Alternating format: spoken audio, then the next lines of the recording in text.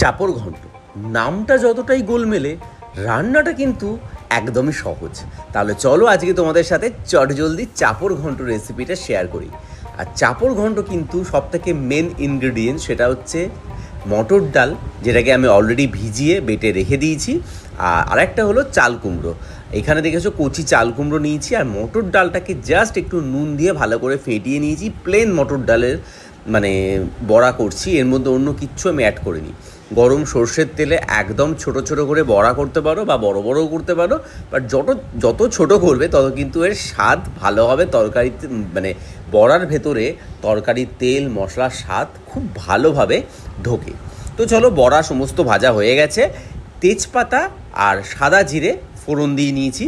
এইবার কেটে ধুয়ে রাখা চাল কুমড়ো দিয়ে গ্যাস মিডিয়ামে রেখে, হাই ফ্লেমে দেবে না, চাল কুমড়ো পুড়ে গেলে কিন্তু একদম টেস্ট বেকার। আর কয়েকটা গোটা কাঁচা লঙ্কা দিয়ে দেবে, ওপর থেকে দিয়ে দেবে নুন।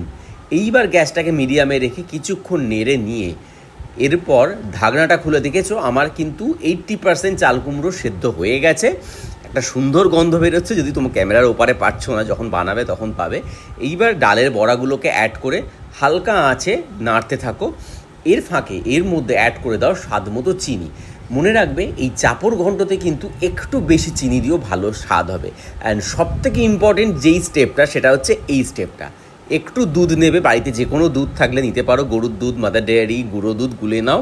তার মধ্যে 1 চামচ চালের গুঁড়ো দিয়ে ভালো করে মিশিয়ে ঠিক চাল কুমড়ো সেদ্ধ হওয়ার পর নামানোর আগে ওপর থেকে সেটা ঢেলে হালকা আঁচে 5 থেকে 10 মিনিট কিন্তু ঢাকা দিয়ে ভালো করে ফুটিয়ে আরও একটু স্বাদ মতো নুন, চিনি আর ঘি, বেশ ভালো পরিমাণে ঘি দিয়ে গরম গরম নামিয়ে এটাকে রুটি পরোটার সাথে একদমই খাবে না, গরম গরম সাদা ভাতের সাথে এই চাপড় ঘন্ট নিজেও খাও, বাড়ির সবাইকে খাইয়ে তাক লাগিয়ে দাও। আর আমাকে কমেন্ট করে জানিও তোমাদের কেমন লাগলো চাপড় ঘন্ট।